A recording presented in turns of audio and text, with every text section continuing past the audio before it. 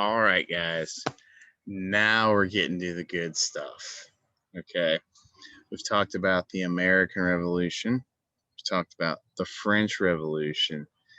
Now let's really blow up some society and let's talk about the Haitian Revolution. So let me give you some background of Haiti.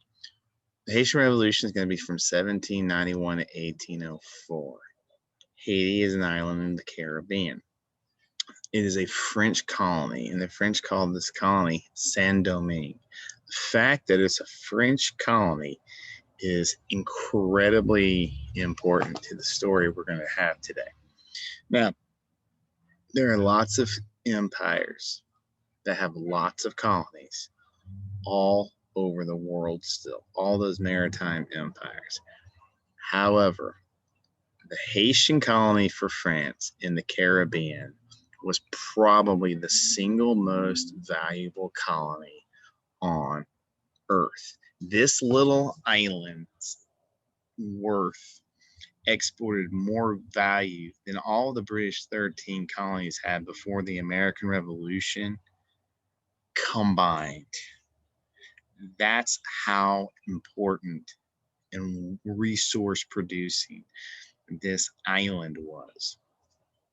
So, what was so valuable about it? Well, it was an island in the Caribbean, so you should be able to put two and two together from everything we've talked about and know that this was a sugar growing island. And 90% of the population on this island are going to be slaves.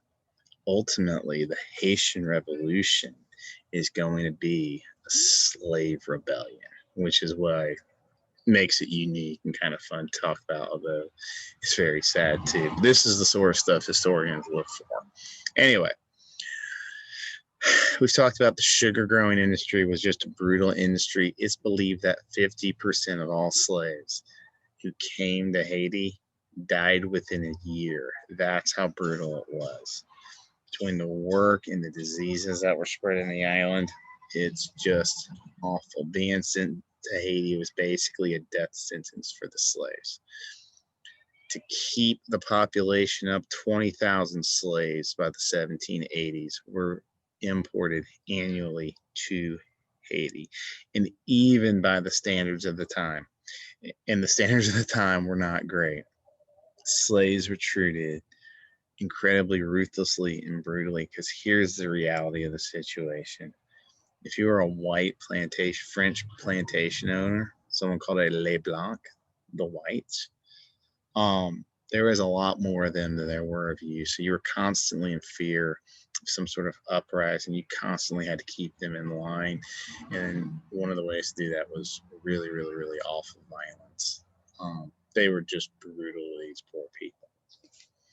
So you've got a sugar growing island producing an incredible amount of wealth for France, using just the most extreme violence possible to keep this group of people in line.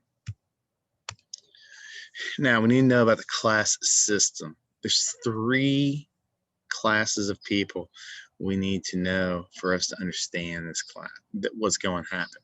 The first group of people are the Les Blancs, the whites. We don't call them Creoles. We only use the term Creoles in Spanish America and Portuguese America. So George Washington's not a Creole because he was in 13 colonies. The Les Blancs are not either. But it's the same thing. The white guys are running the systems. Les Blancs owned plantations and ran the island. And if you were a sugar plantation owner in Haiti, you were like Scrooge McDuck rich. You were crazy wealthy as a result of that. You were one of the richest men on earth. Also, there were whites who were lower in class, but were still LeBlanc, who like ran the plantations and all those sorts of things. But the LeBlancs were the elites of Haitian society. Then there was the gens de couleur, those of mixed race. Normally, father was white, mother was black. It's the closest thing that the island has to a middle class. They're mostly are free. They could have some education. They could be literate. And they're the closest thing to the middle class. Skilled workers.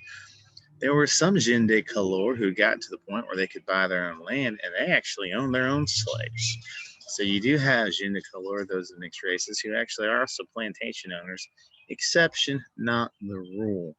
But I need to you to understand that there's three real racial divisions, and all three of them have their own agenda. And then there's the slaves, who are the most brutally treated people on Earth, arguably, and make up the vast amount of the population of this island, and who are producing all of this incredible wealth, and yet they're not enjoying any of it. So, what are the causes of this? Well, the American Revolution and the French Revolution. So, the American Revolution, just because this idea that you could successfully replace an unpopular leadership, that idea had gotten to the je ne couleur. It had also gotten to the LeBlancs. LeBlancs are like, well, why are we shipping all these taxes and stuff to this home country? We could just create our own kingdom. Remember, who starts revolutions? It's never the lower class. It's the upper / middle class almost every time, without fail. But the other thing is the French Revolution. So the Haitian Revolution is occurring within the backdrop of the French Revolution, which was their mother country. It's happening at the same time. And many members of the leadership of the French Revolution, like Robespierre, are all for freeing the slaves and what the slaves are going to ultimately do. Plus, this instability back at home, back in France, is going to cause the French Revolution, because originally the LeBlancs, the wealthy white planters, see all the mess that's happening and see the rise of power of people like Robespierre, and they declare their independence, say, yeah, we're going to break away and we're going to form our own state. Well, when the slaves find out that the plan was for the LeBlancs to create an independent Haiti, that's when they in the je ne couleur start to fight back. But I'm getting ahead of myself. The brutality of slavery is definitely a cost. You got literally a whole island of people who have nothing to lose. There are certain things that people are willing to fight, bleed, and die for. Not to be a slave anymore, it's definitely one of them. Also, there's pressure from maroon societies. There were maroon societies in Haiti, escaped slaves, that were inspiring the slaves that you could fight back. Maroons had escaped. Maroons are fighting desperately any incursions into their land, into their little communities.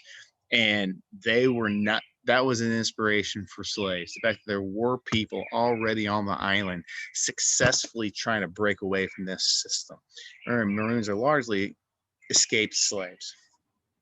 When white planters declared their independence from France after the Declaration of the Rights of Man was created in France, and I want you to think about that. They break away because the French people are like, we need to get a better system, and these people are like, no, we don't want to be part of a new system. The existing system here is working great for us, and they declare their independence. When they do that, that's when you see the slaves rise up against them. And this is ultimately going to be a war between the slaves and their plantation owners. Well, what are the outcomes? Cool. The slaves win. Turns out when 90% of the island is you and only 10% of the island is them, the odds are dramatically in your favor. And I don't mean to put this lightly, but basically it was kill the white guys. And I'm not here to ever say that murder is justified, but if ever it was justified by a group of people, you can understand this. You've got this group of people who are being brutally oppressed, and they're rising up against their oppressors. They drive out the plantation owners. They win their independence under a brilliant leader called Toussaint Louverture. He unites the slaves. He leads. And part of the reason they were able to do this is the French army was never able to send help because they were all in Europe fighting the enemies of the French Revolution. However, that doesn't mean the French never tried to regain the territory. Years later, after they won their independence, when Napoleon comes to power, there was a lull in the fighting in Europe, and he actually sends an army to Haiti to try to take it back. Well, when the slaves find out basically that an army is sent from Europe to try to re-enslave them, I shouldn't have called them slaves, the freed slaves, these valiant men who had won their, and women who had won their independence, find this out, they basically go bonsai on this French army. Again, there's things people are willing to fight and bleed and die for. To not be a slave is one of them. And Toussaint leads them to success against the French.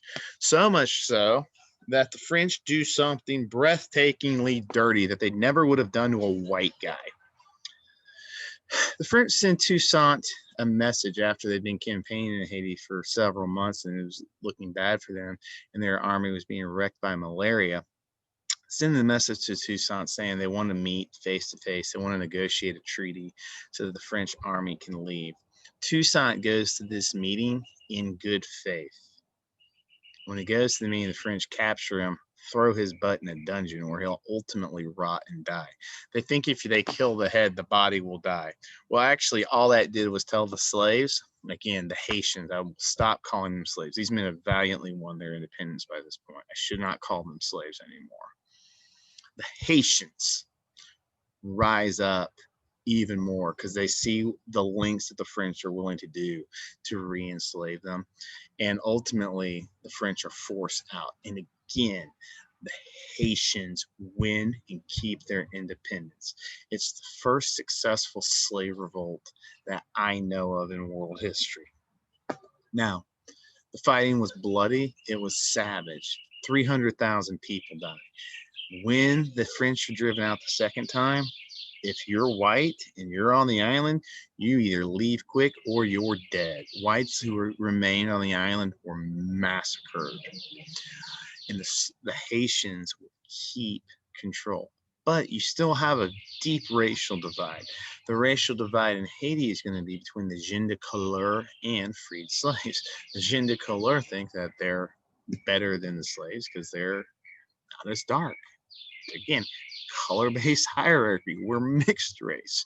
And instead of everyone just putting race aside and we're all in this together, now let's make a better future, there was constant internal fighting between these two groups of people. Now, the inspiration of this story is a bunch of slaves took their destiny into their own hands and successfully and heroically fought to win and achieve their independence. The tragedy of the Haitian Revolution is they never escaped the cycles of revolution. It's one government after another. Gens de couleurs, then they're overturned by people of 100% African ethnicity, social divisions.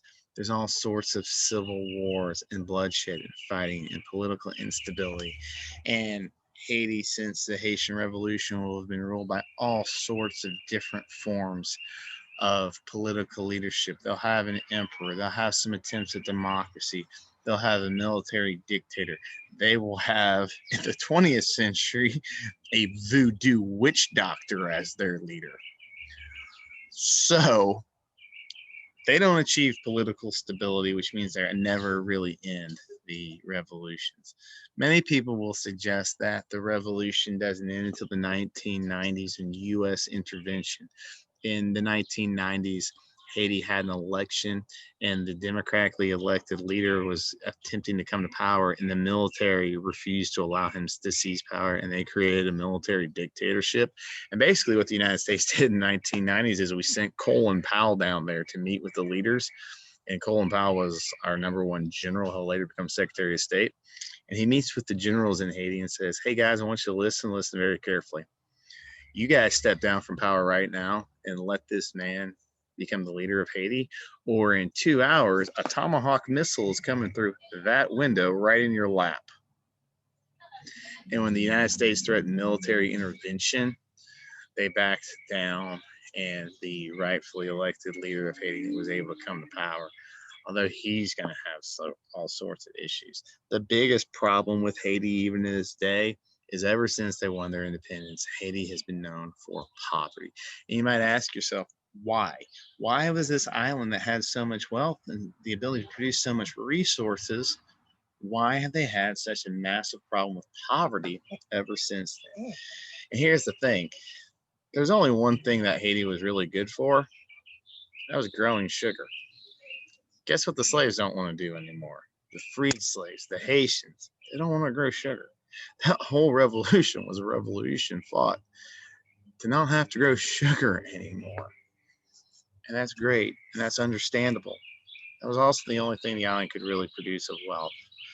And people don't want to grow sugar anymore. There's no resources being produced for what is essentially an overcrowded island. The only way that an island that size could support that many people was sugar production under the brutal system that was pretty much in place before this. And one of the problems too is you can't achieve political stability until you achieve economic stability. You can't achieve economic stability sometimes, so you have political stability. And it's just this brutal, brutal, brutal cycle. And it's a cycle that sometimes just never ends. And the long-term outcome for Haiti was poverty. The other problem is they really need outside intervention to help them. Well, the United States is formed by this point, and the United States isn't interested in helping Haiti at all become a successful democracy, because what's the biggest fear of Southern plantation owners in the United States? A slave uprising. France isn't going to help them. They just broke away and won their independence. So they didn't have a lot of friends outside. And when they weren't producing any resources, no one was interested really in them anyway. So the Haitian Revolution is a story of both tragedy and triumph. A group of people who rose up and took their fate into their hand, but while slavery ends, it still leaves a lot to be desired politically and economically, and they never really leave the cycles. So that's the Haitian Revolution. And I'm going to assign you guys your work, and I hope y'all have an awesome, awesome day.